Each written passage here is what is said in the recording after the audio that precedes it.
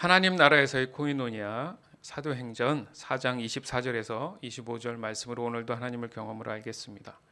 하나님 나라의 관점에서 교회를 이해하는 게 제일 중요하다는 얘기를 하고 싶은 거예요. 지금 하나님 나라의 관점에서 본다는 것.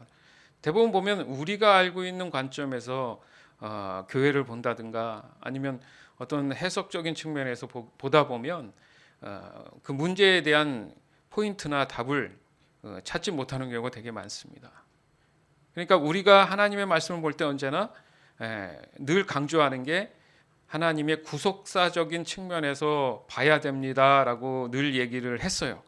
그러니까 여기서 구속사적인 관점이라는 말을 이해를 해야 되는데 이것은 모든 성경의 역사라든지 아니면 인류의 모든 역사는 오로지 하나님의 영원 구원에 있다라는 관점에서 봐야 된다는 거예요. 즉 모든 것은 하나님의 구원의 역사로 돌아가고 있다 이겁니다. 우리가 성경을 보더라도 기도를 하던가 또 예배를 하던가 또 말씀을 보던가 했을 때 그 적용되는 그 주제가 바로 구원하심에 대한 증거들이 확증되는 내용들이 대부분이라는 거예요. 즉 구속이라는 이 말은 세상에서 건져내서 하나님 나라에 속하게 한다라는 뜻이 있습니다. 그러니까 성경의 모든 말씀이 지속적으로 반복해서 하는 그 내용들을 보더라도 대부분 그렇게 그런 사이클로 지금 돌아가고 있는 거예요. 따라서 우리의 믿음과 신앙생활은 언제나 구속사적인 관점에서 해석하는 자세가 필요하다 이겁니다. 그래서 지금도 조금 더 이해가 안 간다면 다시 한번 우리 리더들한테 물어서 구속사적인 그런 관점이 무엇인지를 반드시 짚고 넘어가 줘야 여러분이 말씀을 보더라도 이해가 되고 기도를 해도 이렇게 기도하는 거구나 깨달아지고 이해가 되는 거예요. 따라서 우리의 믿음과 신앙생활의 이 구속사적인 이 해석, 바로 이 교회가 존재하는 목적이 거기 있다라는 거죠. 다시 한번 말씀드릴게요. 교회를 에클레시아라고 합니다. 에클레시아. 헬라어로 에클레시아 이 뜻이 뭐냐? 세상에서 불러냈다라는 의미예요. 세상에서 불러냈다. 결국 구별됐다, 거룩하다 그 말씀이라는 거죠. 이 거룩함과 구별됨이 바로 하나님의 구속사적인 여정에 들어있다라는 말씀으로 볼 수 있는 거예요. 따라서 교회는 어떤 경우든 세상을 쫓아가는 모순이 생기면 안 되는 거죠. 왜요? 세상에서 불러낸 상태이기 때문에 다시 그 사람이 세상을 쫓는다는 것은 말이 안 되는 거예요. 모순이라는 얘기예요. 이미 세상으로부터 나온 상태이기 때문에 다시 세상을 따른다는 게 뭔가 그 사람에게 문제가 있든가 아니면 시작부터 뭐가 잘못됐는지를 분명히 냉철하게 봐야 되는 거예요. 도리어 이제는 반대가 돼야겠죠. 그래서 하나님의 자녀들을 세상의 빛과 소금이다 이렇게 됐어요. 그러니까 세상 편에 쓴 게 아니라 세상을 비추는 이제 위치에 섰기 때문에 도리어 그들에게 영향력을 줘야 되는 위치가 된 거예요. 그럼에도 불구하고 그 빛과 소금의 그 역할을 하지 못하면 아무런 가치와 의미가 없다 이렇게 말씀하신단 말이죠.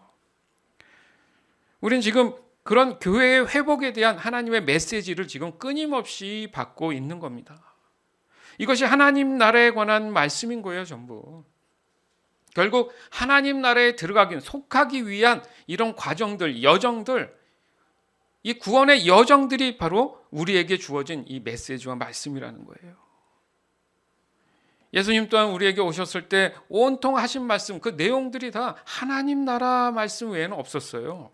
따라서 우리의 신앙은 언제나 하나님 나라 관점에서 봐야 되는, 집중해서 봐야 되는 것이 사실 그리스도인이 정상적인 모습을 갖는 겁니다. 그것이 저와 여러분의 소망으로 자리 잡기를 저는 늘 기도하면서 하나님 앞에 구하는 어떤 중보예요. 이 소망을 내 안에 갖는 거. 다른 것을 채워주세요보다 우리 성도들이 아니 믿는 모든 사람들이 하나님 나라에 대한 그 관점에서 무엇이든지 해석하고 볼 수 있는 그런 마음가짐, 신앙 자세를 가질 수 있도록 늘 중보하고 있다는 거죠. 해석이 완전히 달라지거든요. 분명히 교회들은 우리가 가시적으로 보면 흩어져 있어요. 그죠? 그렇지만 그들이 바라보는 곳은 단 하나란 말이죠. 뭐예요? 하나님 나라를 바라보고 있습니다. 이름도 다르고 뭔가 달라도 궁극적으로 바라보는 곳이 뭡니까? 결론은 그 말씀의 중심은 바로 하나님 나라를 바라보고 있다는 거잖아요. 하나님 입장에서 하늘에서 이렇게 내려다본다고 생각해 보세요. 흩어져 있는 것 같아도 한눈에 다 보일까 합니까? 아닙니까? 위에서 보면. 그중에 예수 섬김교회도 있는 거예요. 왜 지구는 동그랍니까? 여전히 우주 밖을 편하게 나갈 수 없는 게 우리의 현실이잖아요. 하나님이 허락하시는 게 아니잖아요. 그래서 멀리서 보면 지구는 하나입니다. 그 안에서 움직이고 모든 것들이 자연스럽게 돌아가는 것은 그 지구가 지금 유지되는 이유가 거기 있다라는 거죠. 둥그런 지구가. 그럼에도 불구하고 하나님은 복음의 핍박을 통해서 자연스럽게 세상에 온 세상 가운데 온 세계에 이 복음이 흩어지도록 하셨어요. 하나님 입장에서 흩어진 게 아닌데 옆으로 퍼뜨리는 방법으로서 하나님이 복음에 대한 핍박으로 그 모든 일들을 지금 구원의 여정으로 구속사의 여정으로 활용을 하고 계신다는 거예요. 이 핍박은 결국 거룩함에 대한 명분입니다. 맞죠? 너희는 나하고 좀 다르네? 좀 다른 얘기 같아도 지금 그 신종 바이러스 때문에 골치 아픈데 그게 도리어 이제 유럽이나 해외에서는 인종차별까지 왔어요. 너무 웃기지 않습니까? 그래서 동양인처럼 생기면 다 그냥 그들은 그 바이러스를 갖고 있다는 식으로 빈정된단 말이죠. 그건 본의 아닌 핍박이에요. 이 핍박은 거룩함에 대한 명분을 주기 위한 겁니다. 그러니까 구별됐다는 거예요. 뭔가 너희와 내가 다르다. 수많은 곳에 교회가 그렇게 세워졌지만 여기서 다시 하나님의 구속자적인 그 관점에서 보면 그 교회가 결국 개별적이고 독자적이고 독립적이지 않을 수 있어야 된다는 것을 깨닫게 된다는 거예요. 하나님 나라는 그것을 인정하지 않습니다. 이것이야말로 하나님 나라에서의 코이노니아를 강조하는 하나님의 약속의 말씀이에요. 저희가 지난주에도 코이노니아에 대해서 함께 나눴습니다. 결국 코이노니아는 하나님과의 관계 회복으로부터 시작된다. 그것이 구원의 시작이다. 이 관계 회복이 바로 교회 공동체의 모든 지체에게 영향을 주게 됩니다. 그래서 그 영향을 받잖아요.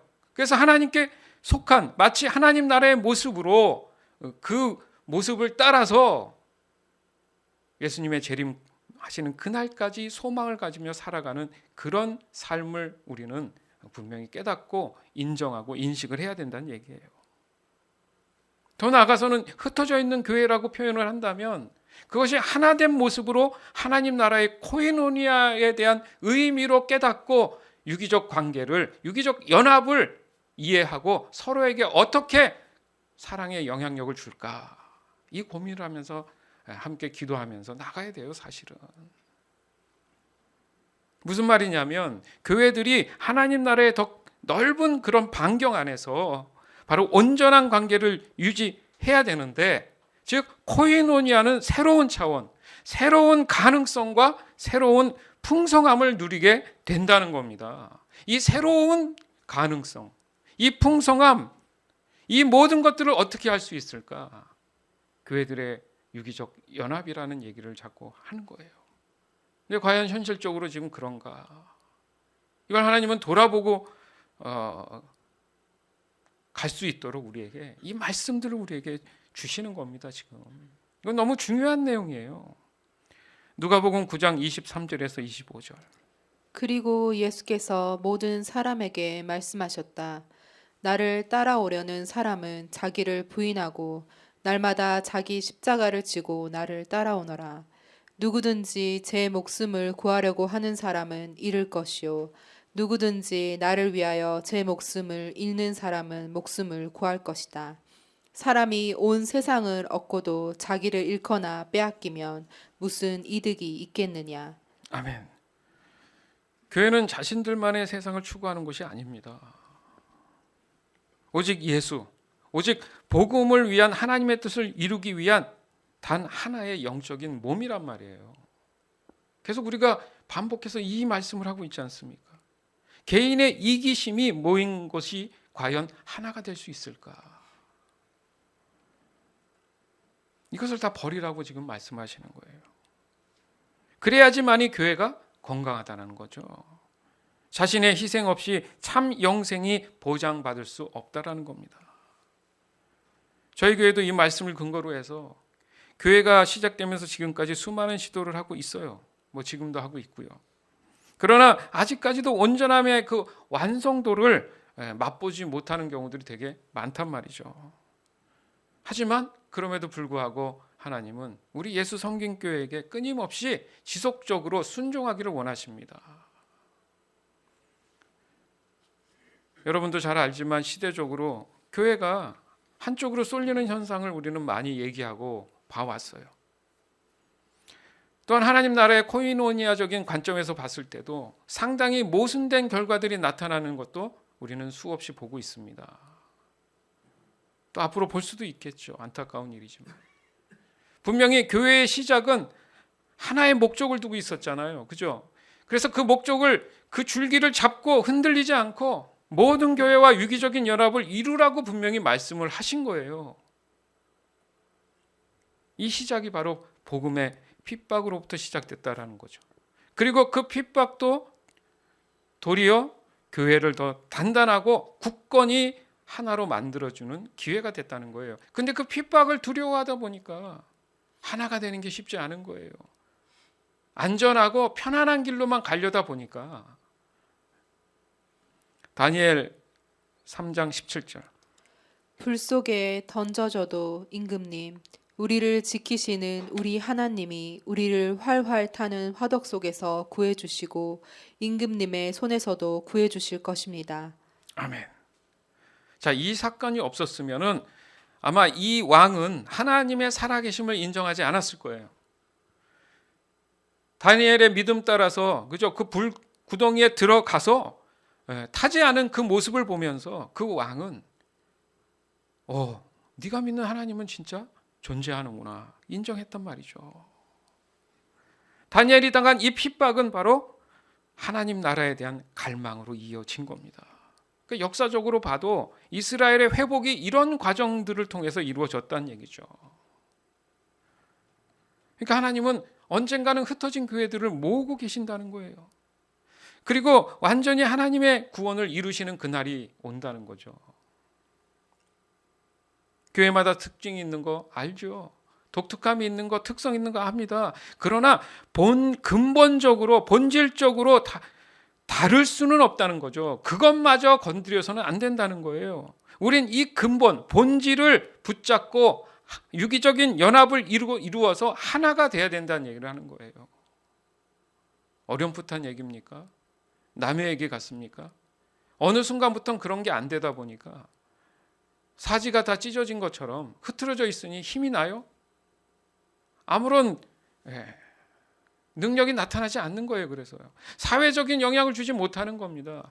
빛과 소금의 역할을 하지 못하고 있는 게 너무 당연한 일일 수도 있어요. 분명히 사람의 생각이나 계획은 하나님의 생각과 계획과 너무나 다르다고 말씀하셨어요. 근본적으로 사람들은 그래요. 사람들은 가지려고 하는 습성이 있습니다. 그러나 하나님은 주시려는 습성이 있어요. 왜냐하면 하나님은요 다 갖고 계시기 때문에 가질 게 없잖아요. 그러니까 주시는 입장이란 말이에요. 그러니까 출발부터 다른 거예요. 교회들이 연합하지 못하는 이유가 여기 있다라는 거예요. 제가 지금 지적질이나 하고 있는 것 같습니까? 아니요. 함께 고민해 보자는 거예요. 이참에. 그래서 하나님 나라의 코이노니아가 될 수 있는 소망을 함께 갖자는 거죠. 더 큰 넓은 의미에서 하나님 나라적인 관점에서 구속사적인 관점에서 교회를 이해하고 해석하면 모든 교회가 오직 하나님의 뜻을 따라서 순종하면 그 힘이 얼마나 막강하겠습니까? 이 소망을 함께 할 때 하나님의 은혜가 충만할 줄 믿습니다. 에베소서 3장 20절에서 21절.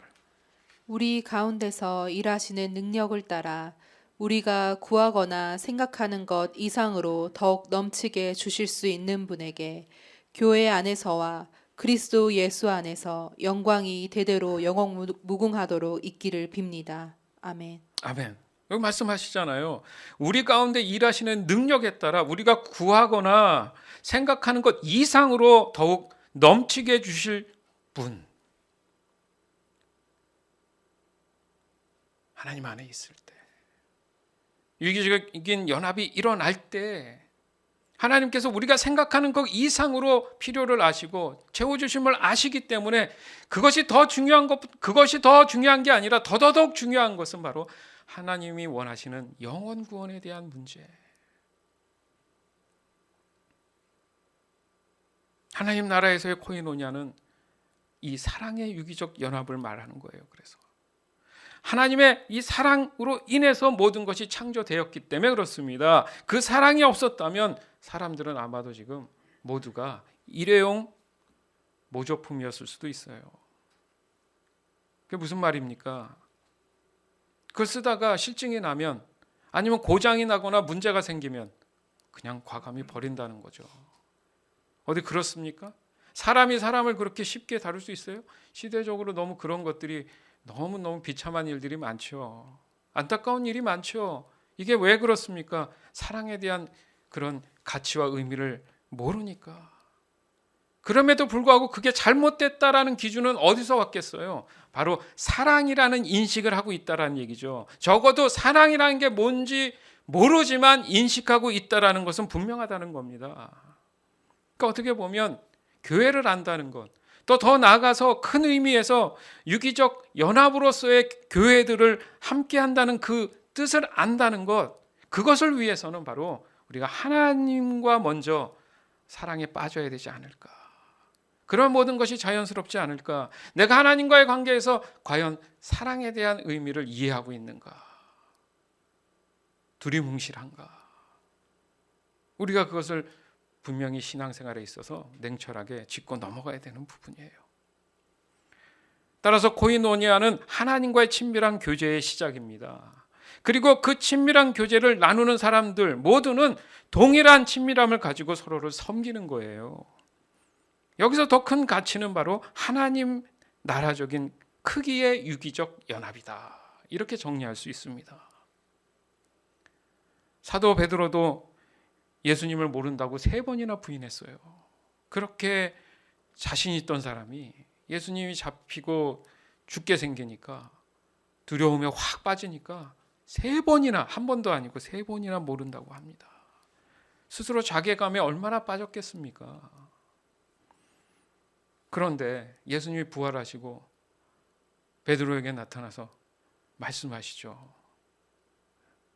너 나를 사랑하냐? 그것도 3번이나. 그 무슨 의미입니까? 3번 부인했으니까. 예수님의 사랑에 베드로는 다 무너졌어요. 자기가 얼마나 잘못됐는지를 알게 된 겁니다. 오늘도 여러분에게 묻잖아요. 너는 나를 사랑하느냐? 예수님이 묻잖아요. 그럼 그 사랑에 무너진 베드로는 어떻게 됐습니까? 완전히 다른 사람이 됐어요. 담대함이 생겼어요. 두려울 것이 없어졌어요. 바로 이 코이노니아입니다. 이 코이노니아의 이 사랑의 전제가 친밀함으로 이어진 거예요. 그래서 복음을 위해서 어떤 것도 두려움 없이 과감하게 할 수 있음을 고백하고 있지 않습니까? 이런 믿음과 신앙이 있어야지만이 하나님 나라에서의 코이노니아가 이루어질 수 있는 겁니다. 사도행전 4장 23절에서 28절. 베드로와 요한은 풀려나는 길로 동료들에게로 가서 대제사장들과 장로들이 한 말을 낱낱이 일렀다. 동료들은 이 말을 듣고서 다 같이 하나님께 부르짖어 아뢰었다. 하늘과 땅과 바다와 그 안에 있는 모든 것을 지으신 주님, 주님께서는 주님의 종인 우리의 조상 다윗의 입을 빌어서 성령으로 이렇게 말씀하셨습니다. 어찌하여 이방 민족이 날뛰며 뭇 백성이 헛된 일을 꾀하였는가? 세상 임금들이 들고 일어나고 통치자들이 함께 모여서 주님과 그의 메시아에게 대적하였다. 사실 헤롯과 본디오 빌라도가 이방 사람들과 이스라엘 백성과 한패가 되어 이 성에 모여서 주님께서 기름 부으신 거룩한 종 예수를 대적하여 주님의 권능과 뜻으로 미리 정하여 두신 일들을 모두 행하였습니다. 아멘. 여러분, 그 당시에 살아가는 그리스도인이라고 한번 생각을 해보세요. 똑같은 상황이면 지금 여러분들이 목숨을 걸고 이 복음을 위해서 똑같은 말과 이 담대한 행동들을 과연 할 수 있을까? 이 사랑의 담대함이 오늘날의 이 예수 성김교회가 존재하게 만든 거예요.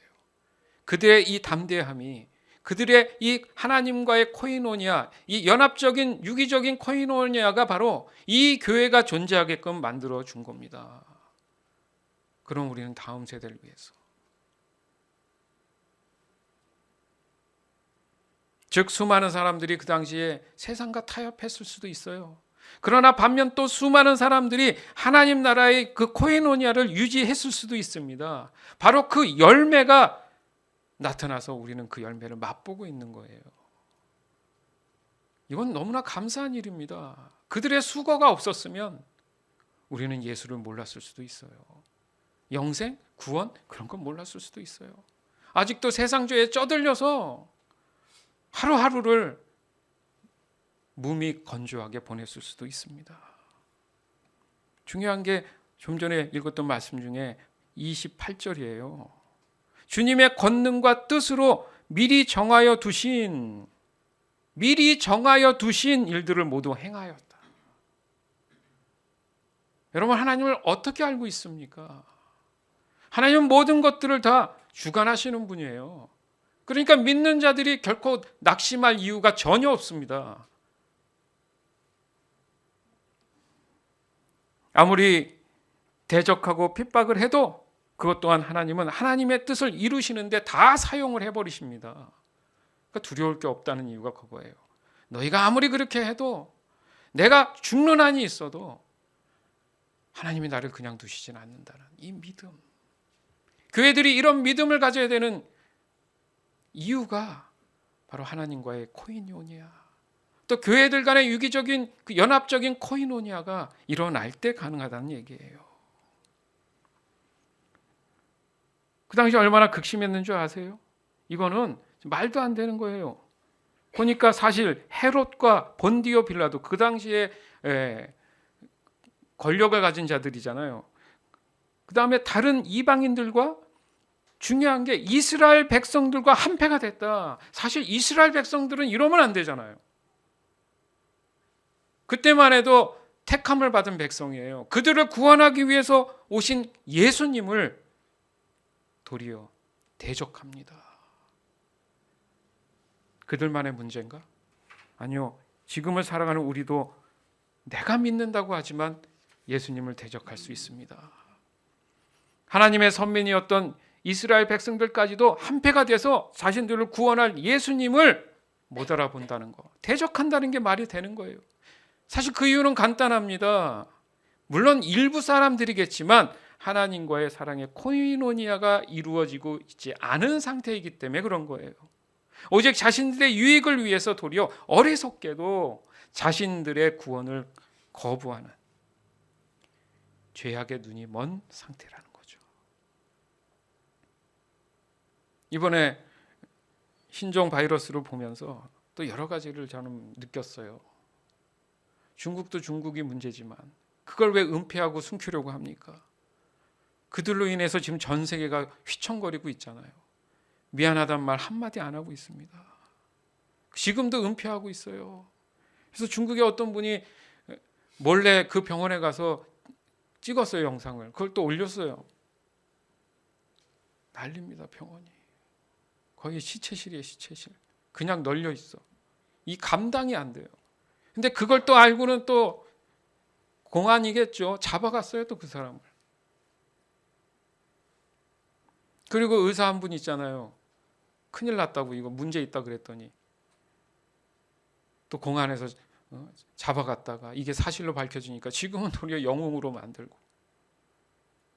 그것도 가슴 아프고, 또 한국 그 교민들이 또 위험할까봐 한국에서 비행기 전용기를 보내서 500여 명을 데리고 와서 또 그걸 치료해 주려고 했더니 또 그 지역에 있는 또 본인들 이해되죠. 그러나 지역에 사시는 분들은 또 반대하고 피켓을 들고 자기네들까지 위험하다 그러고 참 가슴이 아프더라고. 어쨌든 이해는 되지만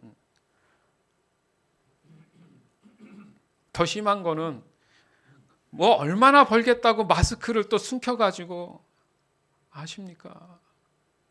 세상의 상황이 어떤 상황이면 그냥 공짜로도 줘도 문제가 풀릴까 말까인데 우리 교회는 이미 지난주에 우리 덕분 형제가 뭐 저는 생각도 안 했는데 마스크를 대량으로 구입해서 여러분한테 하나씩 또 줬잖아요.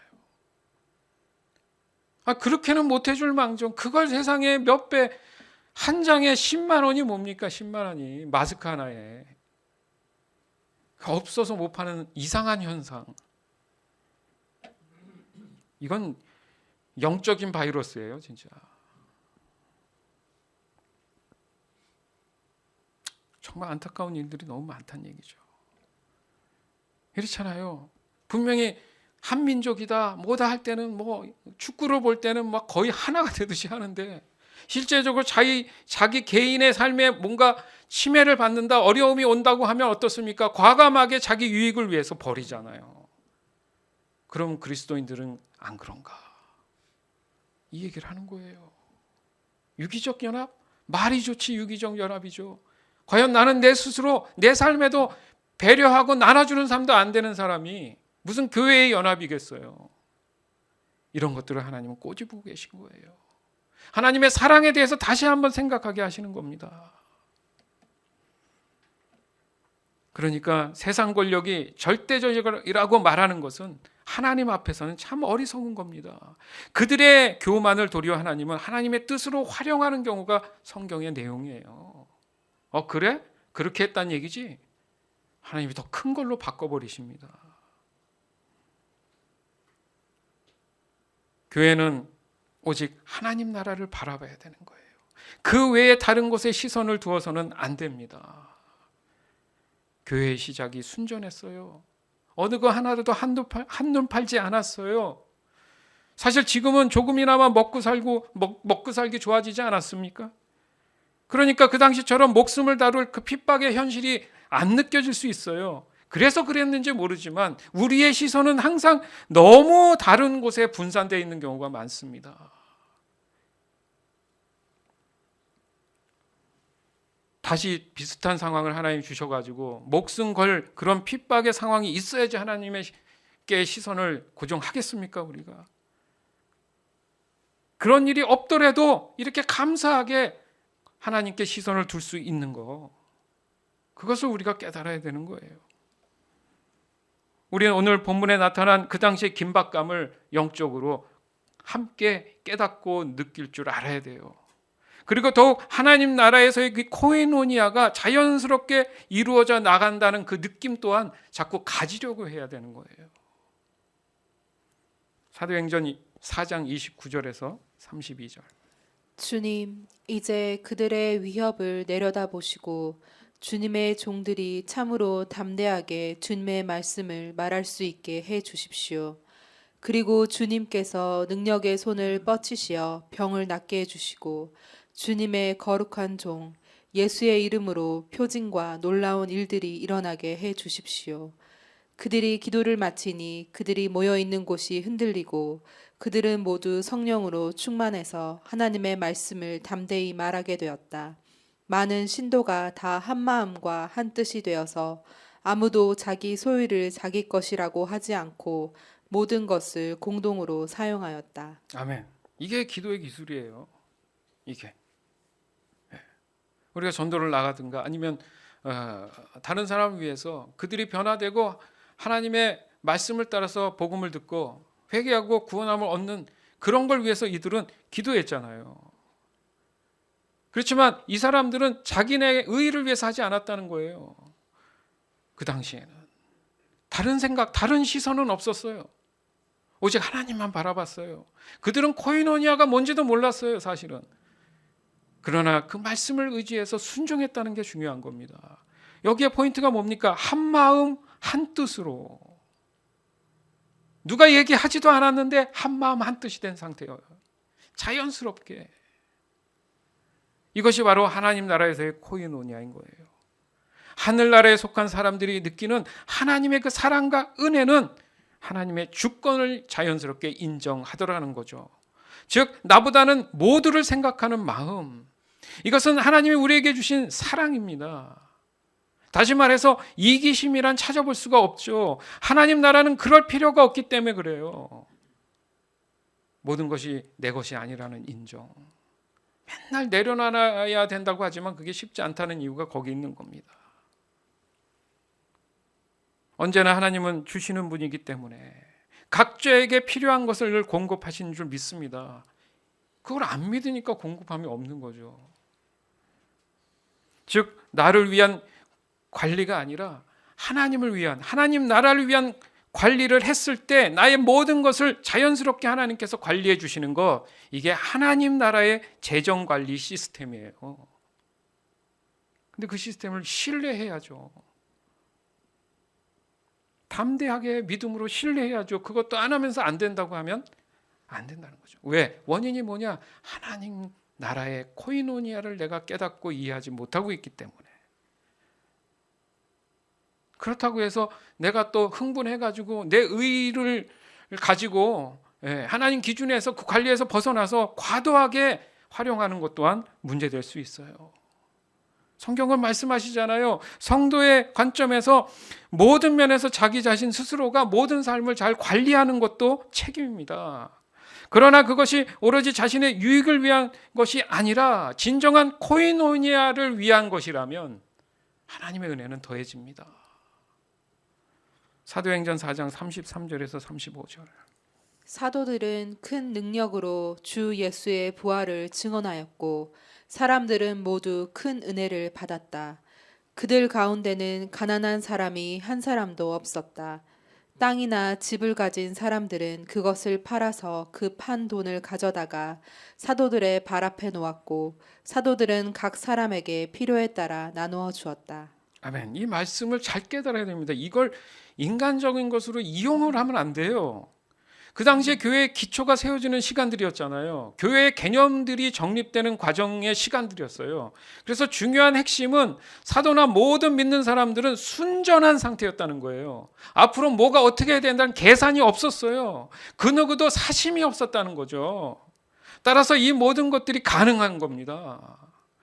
거기에 또다시 인간의 죄성이 개입이 되면 변질이 오는 거예요. 시대적으로 보면 변질이 왔죠. 그래서 유기적 연합이 힘들어진 거죠. 그 결과 유기적 연합은 사라지고 교회의 근본적인 기능이 상실될 수 있더라는 거죠. 그렇기 때문에 늘 우리가 얘기하는 게 초대교회의 그 믿음을 우리가 본받읍시다. 자꾸 얘기하는 이유가 거기 있습니다. 사랑하는 여러분, 각 교회가 소유한 모든 것은 사랑으로 서로에게 속해 있는 겁니다. 믿으십니까? 교회가 소유한 모든 것은 하나님 나라에 속한 것입니다. 구속사죠. 또한 교회들 사이에 코이노니아가 존재하면 그것은 그들의 관계를 통해서 나타나게 된다는 거예요. 확증된다는 거죠. 그리고 모든 것은 예수 그리스도가 교회를 다스리게 될 때 바로 어리석은 사람들의 교만이 드러나게 돼 있다라는 거죠. 따라서 우린 초대교회의 코이노니아를 더욱 배울 필요가 있어요. 그래서 예수 섬김교회가 하나님의 사람들이 모인 다른 교회들과 코이노니아가 가능해질 때 하나님 나라에서의 교제가 가능해진다라는 것을 여러분 삶 안에 엄두하고 계셨으면 좋겠습니다. 그래서 그 결과가 하나님의 임재를 경험하게 되고 하나님의 사랑을 느끼게 되는 거예요. 그래서 개인적인 내 삶에 오는 자유함까지도 누리면서 복된 삶을 살아갈 수 있는 겁니다. 이번 한 주간도 주신 말씀을 잘 묵상하시기 바라요. 어렵지 않습니다. 자꾸 들으면 깨달아져요. 그래서 더욱 하나님 나라에서의 그 코이노니아를 늘 여러분 삶 안에 경험되기를 원합니다. 이게 경험돼야 돼요. 그냥 하루 먹고 사는 문제가 아니라 아 그렇구나, 내가 하나님과의 관계의 친밀함이 분명히 존재해야지만이 모든 것이 자유할 수 있구나. 중요한 겁니다. 여러분, 죄의 반대말이 뭔지 아세요? 뭔 것 같아요? 죄의 반대말이 의입니다. 의. 죄는 기준에서 벗어난 상태잖아요. 그죠? 법이 있으면 안 지키면 벗어난 거잖아요. 그죠? 의는 정도예요. 지켜야 되는 그 위치란 말이죠.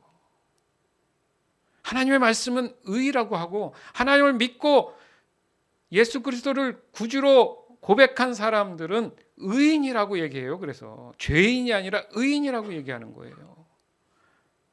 무슨 말입니까? 하나님의 말씀 기준에서 내가 살아가는 사람이 되겠습니다. 가장 큰 시작이 바로 하나님과의 코이노니아였다는 거죠.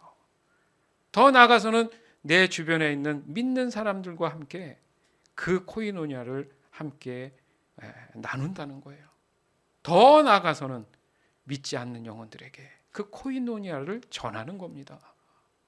이 일들이 전 세계에 흩어져 있는 교회들이 하나가 돼서 예수님이 오시는 그날까지 복음을 전하는 일, 이게 하나님이 말씀하시는, 하나님이 뜻하시는 구속사적인 관점인 거예요. 오늘 이 말씀 꼭 다시 듣고 정리하시면서 그 기준들, 코이노니아의 기준을 꼭 갖고 여러분 삶 안에 은혜와 복이 넘치길 주님의 이름으로 축원합니다. 아멘.